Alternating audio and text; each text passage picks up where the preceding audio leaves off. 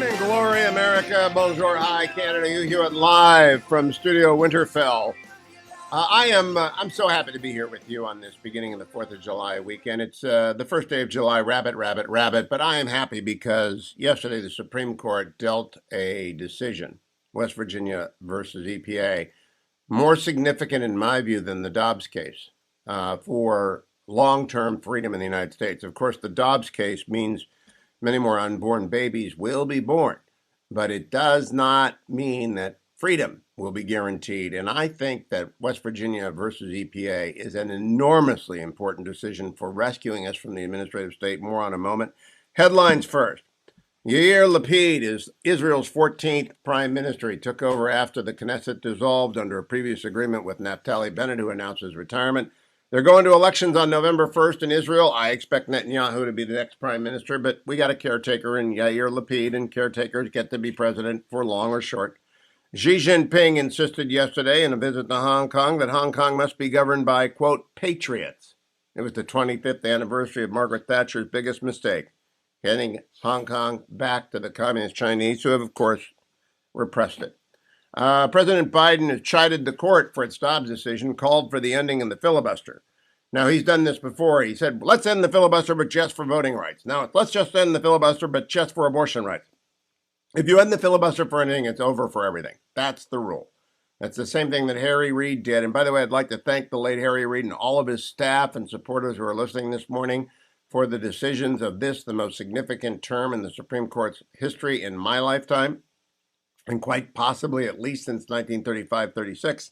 And I think forever, actually. This EPA decision yesterday was huge. Moreover, the Supreme Court indicated it's going to hear a case on the state legislature's power over elections. That can't come soon enough. They've got to get redistricting out of these independent commissions, which have no basis in the Constitution, and I believe the original of 6 will in fact hit that. Now, let me go to this decision yesterday.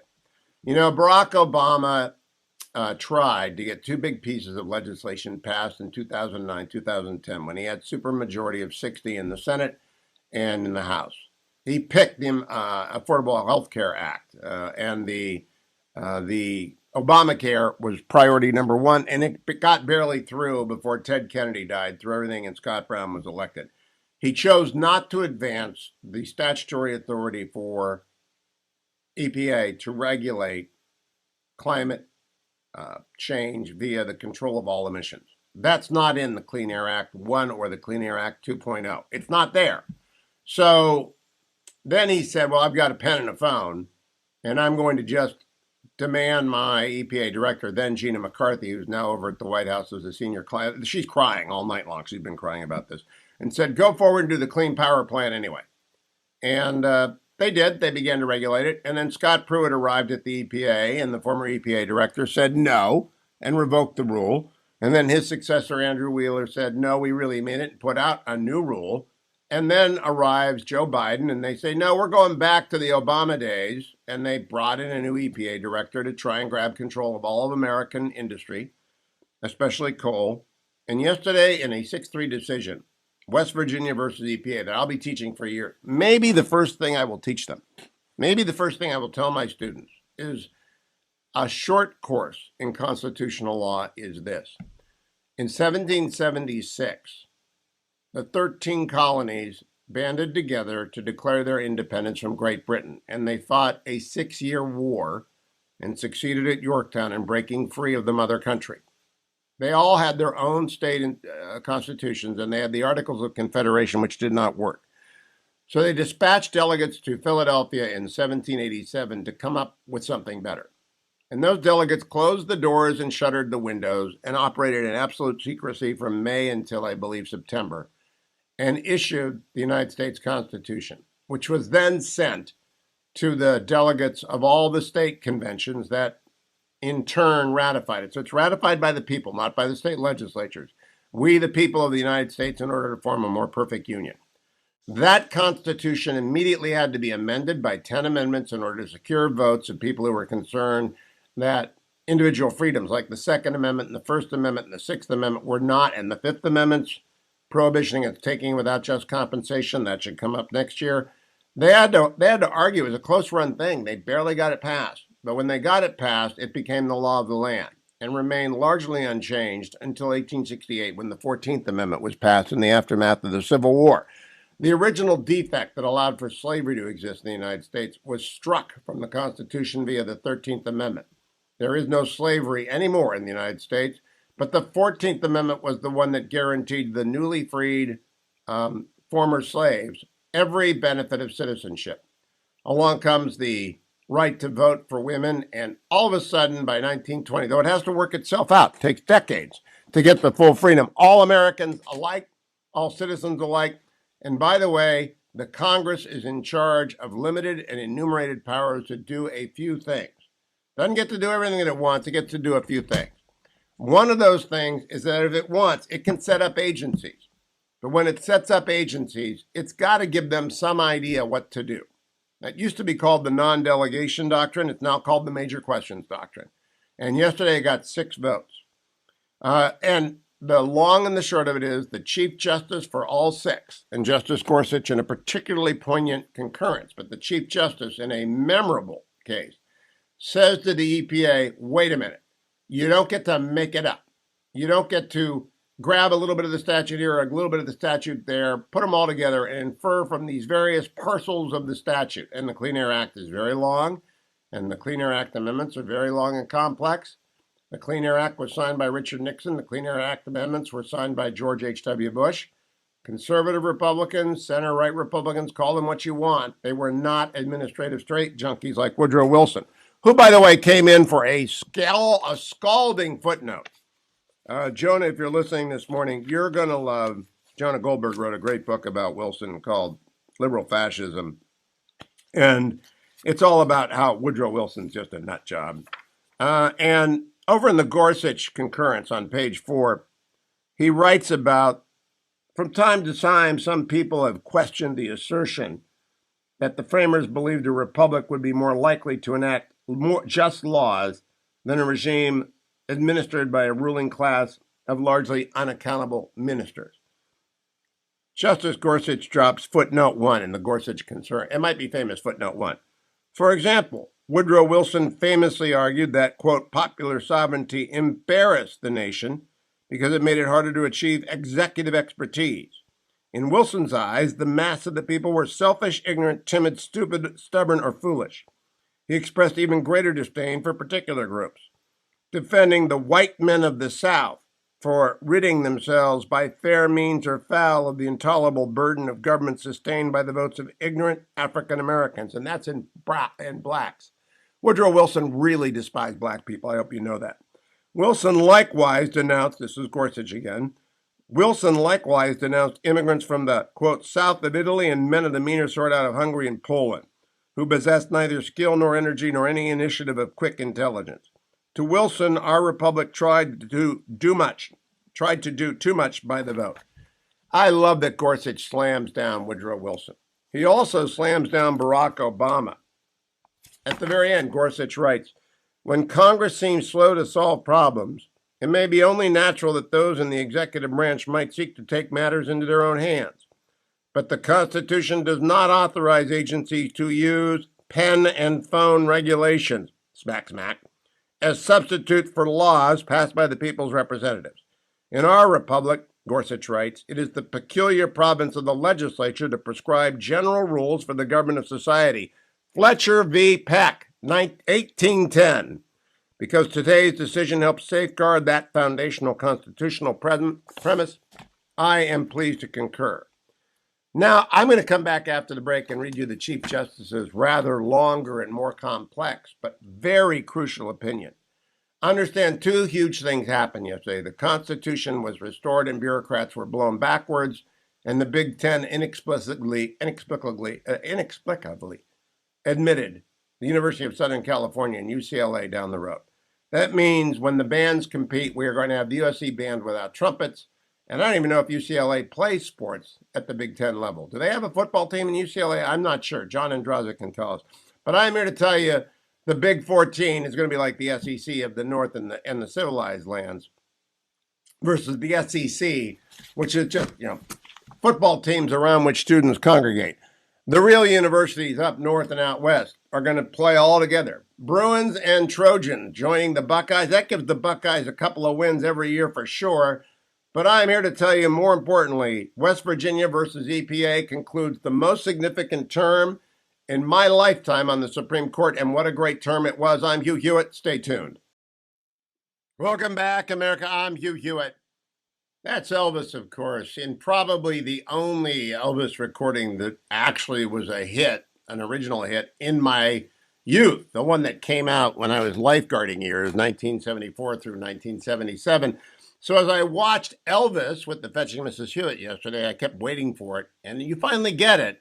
You finally get it at the end. You finally get a lot in this movie, but I'm going to turn over the analysis to our resident movie critic, Sonny Bunch, because for the first time, I think ever, the Fetching Mrs. Hewitt and I have seen a movie as Sonny reviews it. So, Sonny, welcome. Tell the audience what I think it's going to do very well in box offices this long weekend, 4th of July. What about Elvis? All right. So Elvis, I want to just set the stage for folks. I want to temper expectations because Elvis is not a musical biopic. Right, Elvis is not It's not like Walk the Line or Ray. Right, it is not a musical biopic.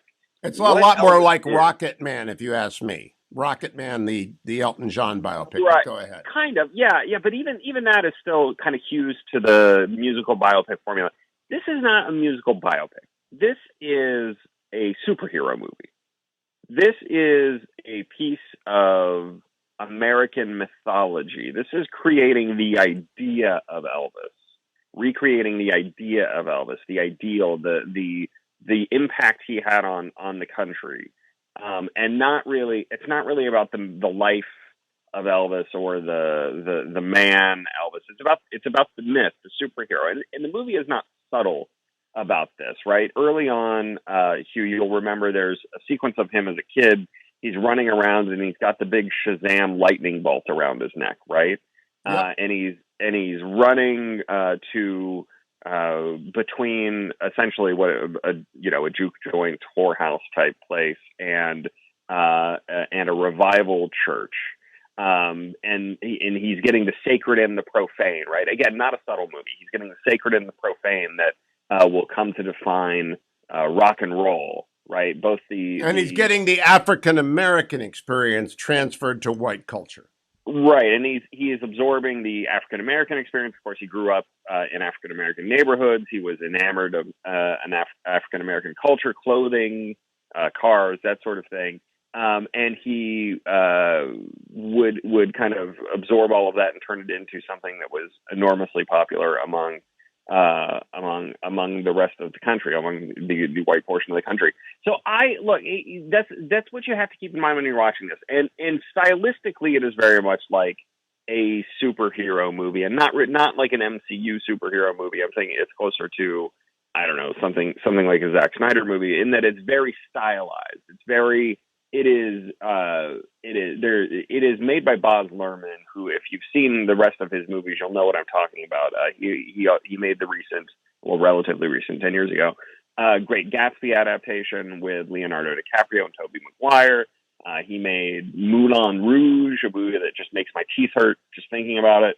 I am not a huge fan of Baz Luhrmann. I never have been before this, because I think his hyperkinetic style, his quick cuts, his rapid camera moves, his montages that are almost hallucinatory in effect, didn't really work for me. It just didn't in fact, one thing in this movie, the wandering through the casino bits, they didn't need. But I want to cover three things for sure with you. Austin Butler, who I was amazed by. Tom Hanks, who I think has been rightly applauded in some circles and blasted in others, and I found it to be a pretty interesting performance. And then Elvis himself. So let's start with Austin Butler. The kid can dance and sing. He is a revelation in this. I mean, he's really fantastic. He's going to get a lot of Oscar buzz. He's going to deserve it, because this is not a mere impersonation of Elvis. This is not, sometimes in these biopics, you get somebody like Rami Malek doing the lead singer from Queen, right? And his Freddie Mercury was fine, but it was an impression. This Yes. is a fully lived, fully embodied performance. There's a real idea behind what he's trying to do here. And I think it's just amazing. And you're right. He can move. I mean, he can dance. He can, I guess he's singing. I don't want to, It's as close to the real Elvis as anyone my age and certainly your age, because Elvis is 15 years before me. He is impacting American culture. And we get the after effect. Once when my apartment was broken into San Clemente, I had to walk across the street to borrow a phone, so I wouldn't distrust the fingerprints. And I walked into a shrine to Elvis by a lady who's about 15 years older. I mean, everything. Elvis, jugs, Elvis pictures, Elvis blacklight painting. I mean, he did change America. Yeah, and this is one thing that the movie really gets for me as somebody who has always been Elvis agnostic. I mean, he's you and me both. A talented musician and great singer. I knew all this intellectually, but this movie gets, and again, this is part of the mythology of what the movie is trying to get across, what it is trying to present about Elvis, the kind of American god, right? Is like how impactful he was, how much he changed, the way people thought about music. And this movie gets that across for me. Finally, I finally get Elvis now in a very real way. Now let's go to Tom Hanks, America's most beloved actor. I'm not going to rank him, but I'm going to say with some confidence, he is America's most beloved actor, and he's a villain. Yeah, him and Denzel, like number one and number two. I would say so. Tom Hanks is interesting in this, and he's interesting in ways that the movie is interesting. So I've heard people complain about the way this movie centers Tom Parker. Basically, the way the movie is built, the framing device is Colonel Tom Parker is on his deathbed, and he is essentially complaining that he has been treated as a villain in the Elvis Presley story, that he's blamed for his death, and that he's called thief and told that he's been stealing from Elvis all these years. And the way the film is kind of structured is Tom Parker says, "No, I'm not a villain. I'm just a normal guy like you. But I'm also great like Elvis." And it's structured again. This isn't a musical biopic superhero movie, but the way that Tom Parker is used here, it reminded me of Amadeus. The movie Amadeus. Salieri. Amadeus. Because he is essentially Salieri here. He's the normal guy through whom Elvis's greatness is reflected, right? You need that Salieri character to understand just how amazing. But one difference. Elvis really is. Mozart did not depend. There would have been a Mozart whether or not there was a Salieri. There would not have been an Elvis but for Colonel Tom Parker. And this is the sort of movie where we're looking up in Wikipedia afterwards exactly what he did and when he did it. But I think it's the necessary but not sufficient cause of Elvis is Parker. Sure. And look, every musician needs a manager and a promoter, right? Like every artist needs an agent, in Hollywood. Everybody needs that guy behind the scenes. But the difference between a good guy behind the scenes and a bad guy behind the scenes is a difference between, a Tom Parker and an agent you've never heard of, because he thinks of himself as the equal to Elvis. He's the snowman, right? That's what he calls himself. I'm the snowman. I'm shaking all of the snow out of their pockets to make their money. And, instead of the showman who is Elvis. But like, again, you have, with the contrast that this movie gives us, we can see how just totally absurd this is. I mean, Elvis is a superhuman figure in this. He is a force of nature, and Tom Hanks is Colonel Parker is a scheming little man. He's a grotesque compared. And Elvis had already made it to Sun Records. The argument against my proposition is he'd already made it to Sun Records when Tom Parker heard about him. So let's go back to Elvis. At the end of this movie, do Americans understand better? Do moviegoers understand? Will the Chinese release understand better America? And what will African Americans think about this? It's interesting. I'll deal with the last question second. The movie has a very funny scene kind of early on that feels like it was written by a sociology undergrad. where they're talking about how it's very early. It's before any of the promoters had met Elvis, right? It's before Tom Parker had met Elvis. He just hears the album and he says, "Well, we can never have this black fellow on tour with us. This would not be, we couldn't go to the places we'd want to go and play." And somebody else says, "No, but that's the thing. He's not black. He's white." And then everybody else in the group starts whispering, "He's white. He's white." And it is like, again, it's like how a sociology undergrad would handle cultural appropriation as a concept, as a dramatic concept, in this picture. But I do think there is something. The unsubtlety is part of the myth building, and it does kind of help drive home that Elvis was succeeding where other people who were making similar music but were of the wrong, quote unquote, wrong race would not have been able to succeed. And it features black music, quite a lot of great black music. I got to close with this question, Sonny. We made the mistake of seeing it in an idiosyncratic theater because I am way north, up in Studio Winterfell, and there's only so many theaters. There is no IMAX available. I wish I had seen this in an IMAX. What do you think? Yeah, I don't know if it was on IMAX, but it was in the Dolby. That's what I mean. Dolby Atmos type theaters, which I would have liked to have seen it there too. I saw it in kind of just a regular Alamo Drafthouse theater, which was fine. I mean, it's still nice and big and loud, but it's definitely the sort of movie I would have liked to have heard specifically in an Atmos theater. That's it. Especially the closing credits over that late hit, his last hit. Born in the Ghetto. It's kind of a haunting movie. I think it will do very, very well because it will, I think, appeal to young people. What do you think? Well, it has already done better than expectations. Put it that way.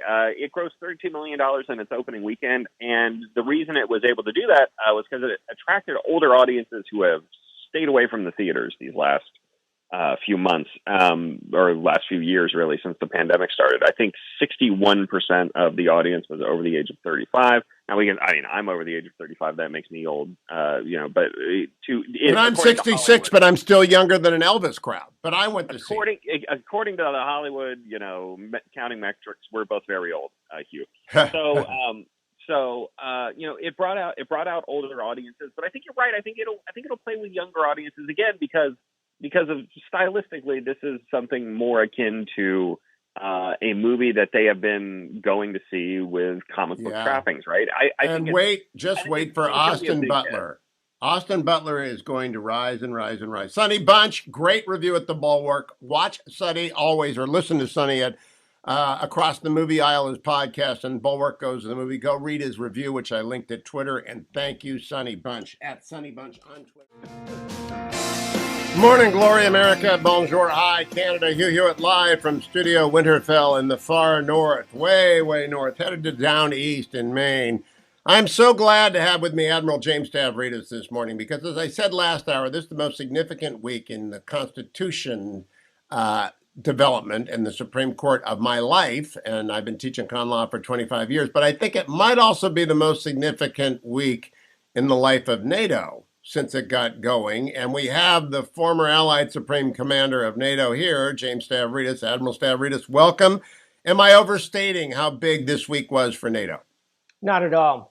Biggest week since the collapse of the Soviet Union would be the way to think about this. So NATO, created in 1949, goes through a long, dark, Cold War. We almost go to war with the Soviet Union along the Fulda Gap in Europe several times. Ultimately, the Soviet Union collapses. That is a huge moment for NATO and a moment of decision. Do you keep this alliance? Do you let it go?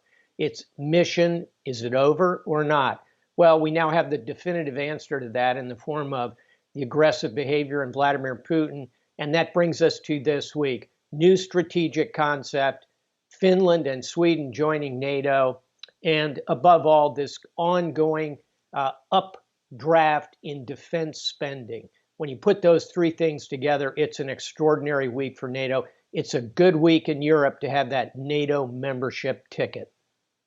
Let me talk a little bit about the specifics of the United States' new commitment, have you comment, and then we'll come back to what it means generally. The United States agreed to open a base in Poland with 10,500 American service people stationed there. They agreed to additional troops deployed to Romania on a rotating basis. They agreed to send 2 new F-35 squadrons to the United Kingdom to bolster defense capabilities in Germany and Italy and to improve naval operations out of Rota. So as America's commitment to NATO goes, what do those 4 or 5 discrete moves mean to you, Admiral? They're huge. And I think about my successor as Supreme Allied Commander, General Todd Walters, who was just relieved by General Chris Cavoli.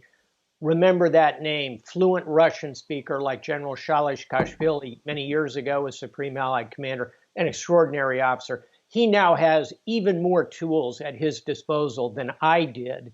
And I was commanding during a period in which we were forward deployed in Afghanistan with 150,000 troops under my command. Chris now has comparable level of command focused on Russia. And by the way, we didn't just improve naval operations in Rota, Hugh. We added 2 more guided missile destroyers there to bring that to a total of 6, a full destroyer squadron. One other point you didn't mention that I think is very significant, at that base in Poland will be permanently stationed a 3-star general headquarters, 5th Corps. That gives Chris Cavoli, a very experienced 3-star Army ground officer he can turn to manage all those forward forces. So I think these are all smart moves in the face of aggression by Vladimir Putin. So I got former National Security Advisor Robert O'Brien on the phone, and I don't think he'd mind me relaying to you what we talked about. We're good friends. I know you know him well as well. He said, look, the 2 big things for NATO is that Finland's got a standing army of 60,000 ready and highly trained troops, as well as 160,000 territorials who are trained and close at hand on the border with Russia.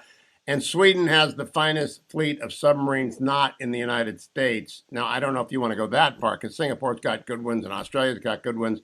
What do you think of those 2 things that immediately came to Ambassador O'Brien, former National Security Advisor, his assessment of the big takeaways? Good points. I'm going to add to them slightly. In addition to the troop numbers you mentioned, there are probably another couple of 100,000 Finns who are well-trained, drill on a regular basis. It's a nation devoted to the idea of conscription. And here's the significant point, a nation who went through hell fighting the Russians in 1939. Their elders in that society remember very well what it is like to go to war with Russia. That's why they take it so seriously. Point 2 that I would add to the ambassador's comments, it provides a long border to the north that flanks the Russian military. And yeah, we got to defend it, but we've got the capacity to do so. What it means for Vladimir Putin, if he wants to counter those forces, he's got to put Russian troops up there.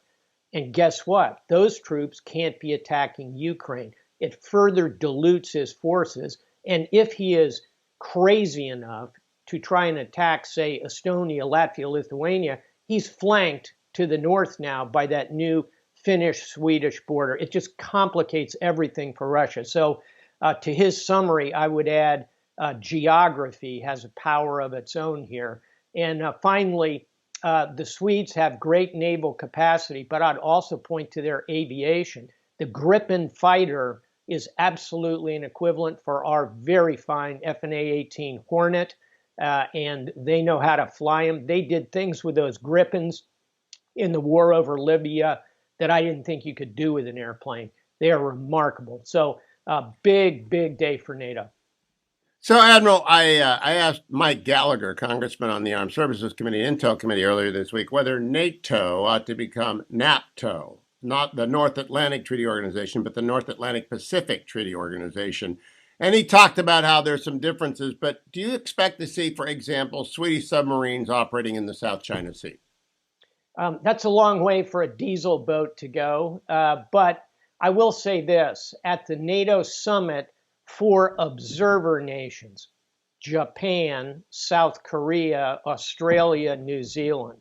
Also, those Pacific nations, and by the way, Singapore couldn't be closer to many of the NATO nations. Many of those Pacific nations deployed troops to Afghanistan alongside NATO. So there's real history, there's real connective tissue.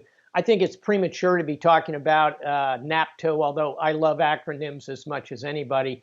But certainly there is going to be an ongoing NATO presence in the South China Sea, more likely destroyers, nuclear submarines from the French and the British, certainly continuing American patrols. They'll be augmented by the Pacific nations we just talked about.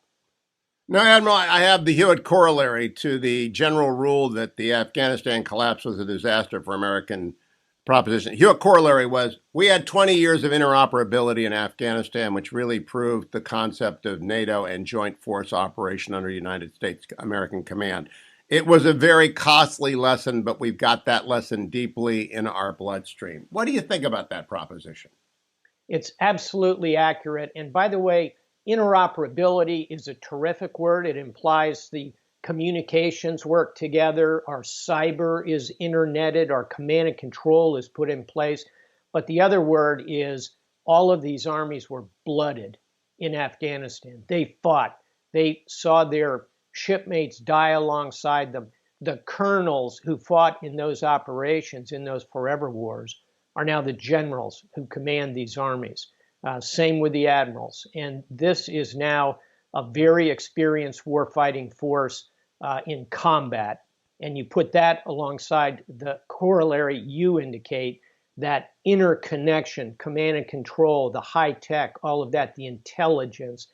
That's a very formidable force. I, again, do not see Vladimir Putin taking on NATO. I think we have the strongest deterrent you can imagine. So my last question is about the sunk costs that now burden Vladimir Putin. It is an important principle of life that you sever sunk costs because they're gone and you can't get it back. He has a lot of sunk costs in the Ukraine adventure now. Does he wake up or does he double down on disaster, in your opinion, Admiral?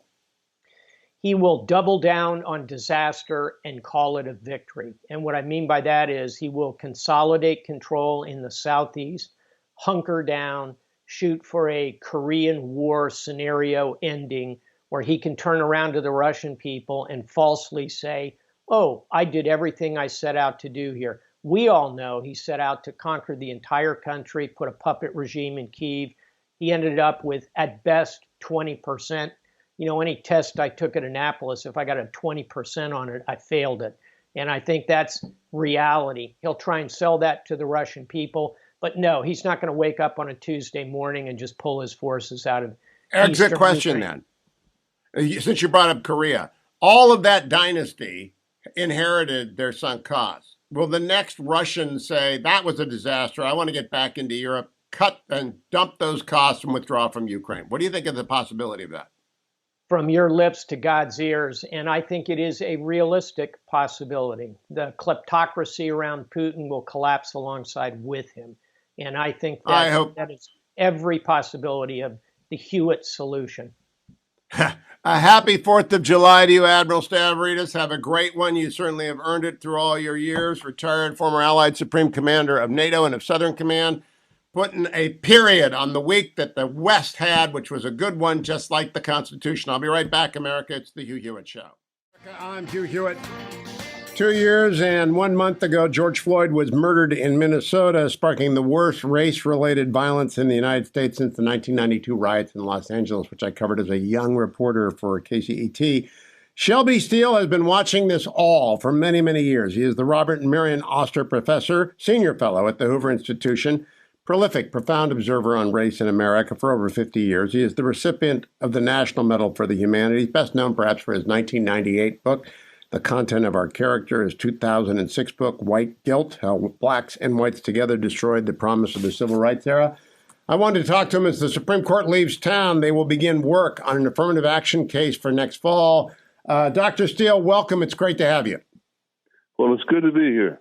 Talk to me a little bit about where you think the United States is in this summer of 2022 on matters of race generally, Black America specifically, and the affirmative action case, which is coming right at the court at high speed. Okay. Well, you know, the reality, here's the larger reality, I think. The problem of racism in American life is over with.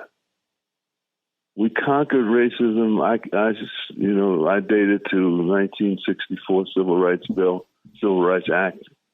And here is this great country acknowledging it's wrong, saying it's against the law to discriminate against American citizens on the basis of race.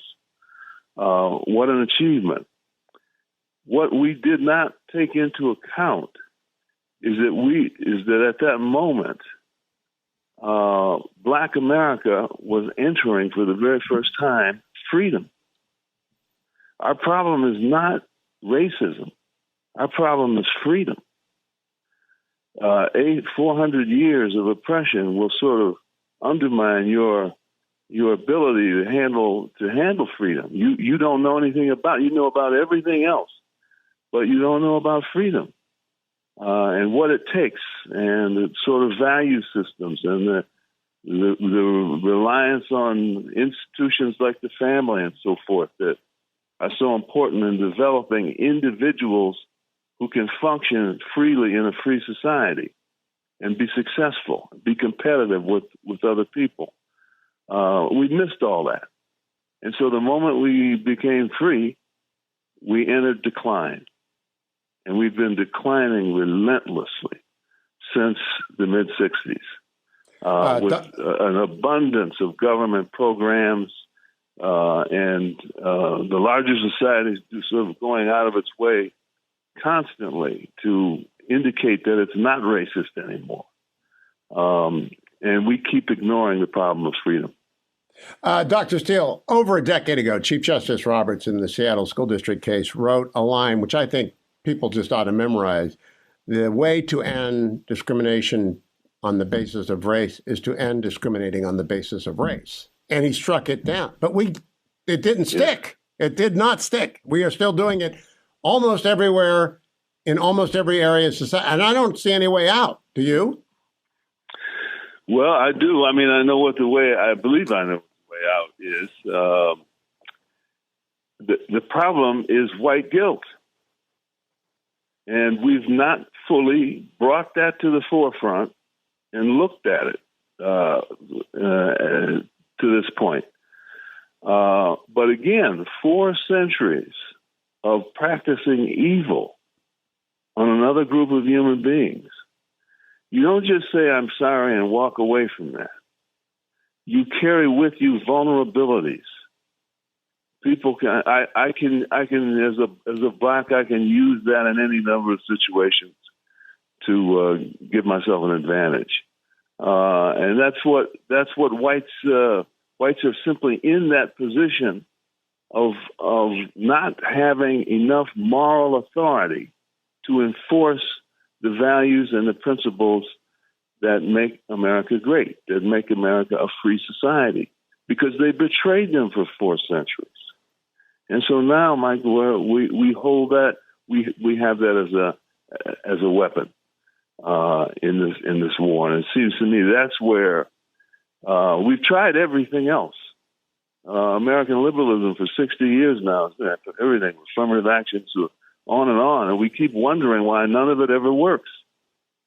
Whites have got to get to the point where they say, listen, what we did was profoundly wrong. And that makes the point. We want to end it here. But we are not going to be intimidated away from the values that make us strong, make us a great free nation. So when whites stand up and hold the ground of American society, then we'll begin to get past the problem. Blacks will then have to take responsibility for dealing with their actual problem, which is freedom. You know, Dr. Steele, I was in California when that argument was asked and answered with, I think it's Prop 209, Ward Carroll, and all of the public universities and public institutions in California were forbidden to consult race in the making of decisions based on merit. It didn't matter. It does not matter. It still comes in, what you push out through the front door, it comes in through the back door, because bureaucrats want to use it. And I really am at a loss for a way forward. You can banish it. It's unconstitutional. I've cited the Supreme Court. I've cited an initiative in California. I know the morals of using race are wrong, but I do not know how to get race out of the American water. It's in our water. It's poison. Race is absolutely always, in every circumstance, poison. And it's poisoning America. And you are absolutely right. I can look here and I can say, whites, we need more courage. We need resistance to this sort of placating blacks. And at this point, blacks are not even demanding much.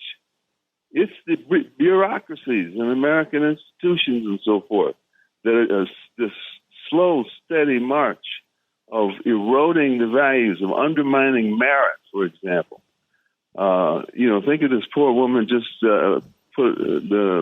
Brown, who is lifted to the Supreme Court, but Biden says he's picking only black women.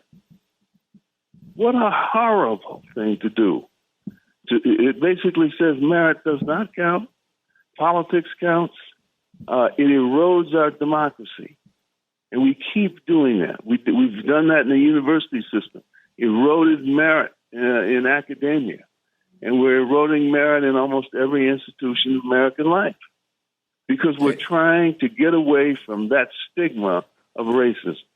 If you can't measure merit, you can't use merit. I recall when George H.W. Bush nominated Clarence Thomas, and he stood by the argument, and I knew it to be true because I knew the justice back when he was running the EEOC before he went on the D.C. circuit, that he was the most qualified man in America. Sure enough, he's shown that. He has stood his ground and he has argued his case for the originalist understanding just as long as Scalia did, and maybe with more lasting impact. But nobody believed George H.W. Bush. Now that President Biden actually says he's picking a candidate based on race, it became a third rail to talk about.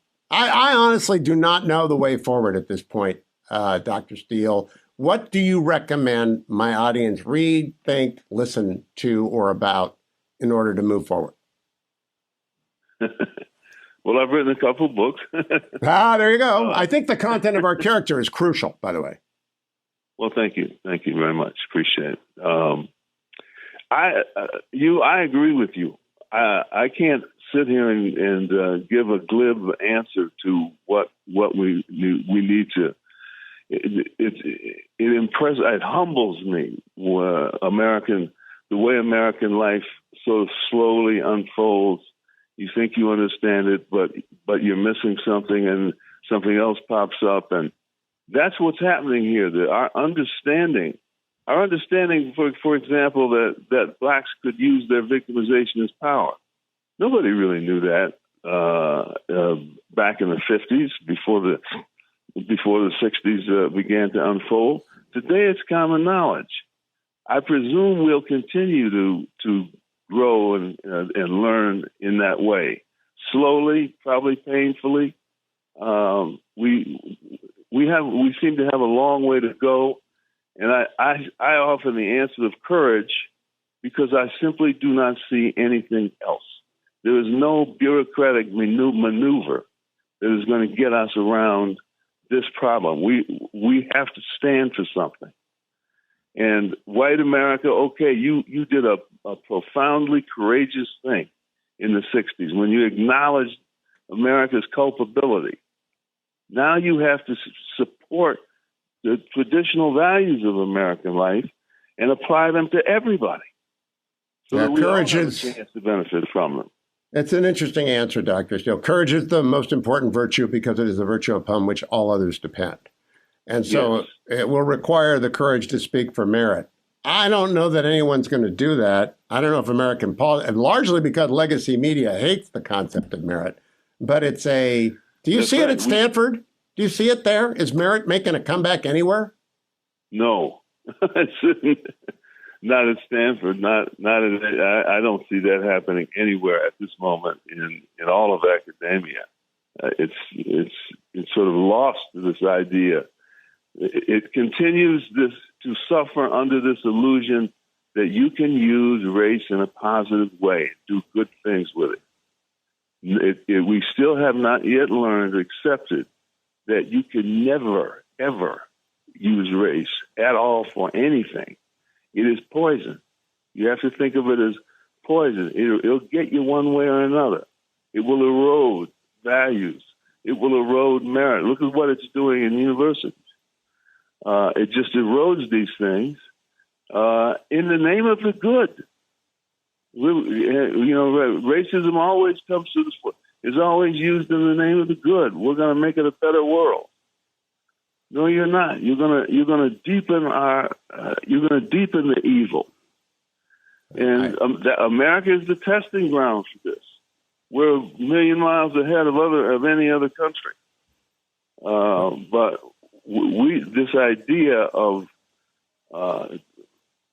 taking democracy past the barrier of race, that is, it seems to me, the American challenge at the moment.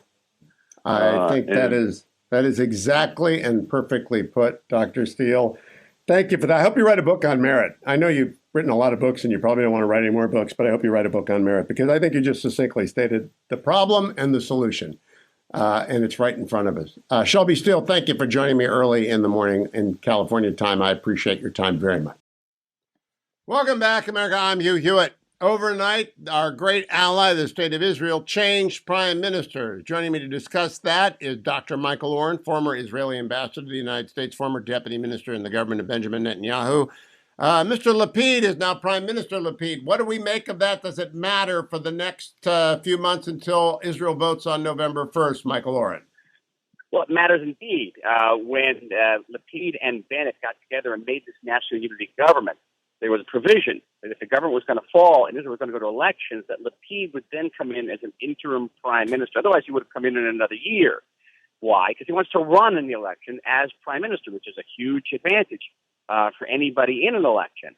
And you're the incumbent.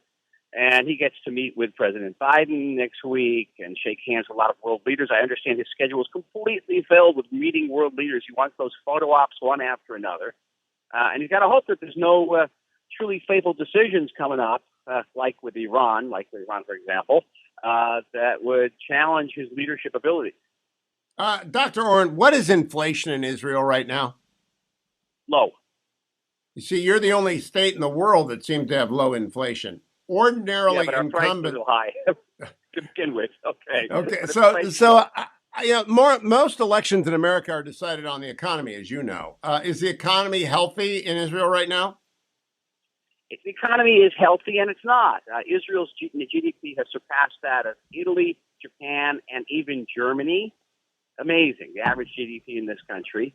And yet the prices are, through the roof, and literally through the roof. The housing prices went up 13% last year, 16% this year, and I am now in the most expensive city on earth, Tel Aviv. Well, that tells me that things won't go well for an incumbent. Now, talk to me generally about the election. It's a 4-month cycle. The vote is on November 1st. I read the Israeli polls. They're worse than the American polls, if you ask me. Bibi's looking good. Netanyahu is coming out in front, and he's smiling. It's the big issue here, Hugh, is not necessarily whether Netanyahu can win or not, because it's pretty sure that he is still the most popular singular politician in Israel. He's the politician which the majority of Israelis believe is most qualified to be prime minister. That's not the issue. The issue is whether he can cobble together a coalition with party heads who don't like him and refuse to sit with him. That's the huge issue. It's been the issue for years now. And by the way, P.S., the economy is a major theme of Israeli politics, but it's not the major theme. The major theme is security. And how does Lapid stack up on security? Not great. I quote one of my kids. I won't name him, okay? And my kids are generally center-left. And when my child learned that Lapid was going to be prime minister, the expression was, "Oh no, don't trust him. He doesn't have any real positions. He doesn't have a real backbone. He's an empty suit."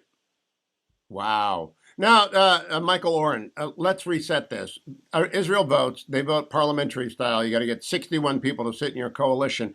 Am I wrong to think that maybe it's the best thing that ever happened to Benjamin Netanyahu's longevity is that he got bumped out for a year so that Israel could say, okay, we're not wedded to Netanyahu, but we want him back? That's so interesting. I just landed at the airport. I'm in a cab. I'm talking to the cab driver. It's very important to talk to cab drivers in this country. Yep. They're the most politically savvy people. So Shai tells me here that he's willing to vote for Netanyahu, not because he loves Netanyahu, because he wants stability. And he's tired of all the elections and the inability of the Israeli government to get it together and make decisions. I think that there is now kind of a certain amount of Bibi nostalgia. Because if you didn't like him personally, if you didn't like the fact that he had all these corruption charges against him, he was stable, and he brought stability to the country, and he made people think that their children could be safe sleeping at night, and that's his great advantage. So the last 14 months plus the next 4 months will be not Bibi prime minister. And I think a lot of voters will say, okay, we showed him, we're in charge, but now we're going to bring him back. Yeah, or Lapid could do very well as prime minister, and he could do what Bennett did. Bennett did for certain of Israelis, certainly for the international community. Boy, they loved him. The New York Times loved him. This is a man who was radical rightist, all of a sudden becomes the beloved of the New York Times because he made the impression that he actually could be a prime minister. That same child of mine who was worried about Yair Lapid said that would Bennett form his own party, my kid would support him. Now, Yamina is now got a new leader. Is that new leader likely to sit with Netanyahu in a coalition? Well, now you've put your finger on it. That's the big question.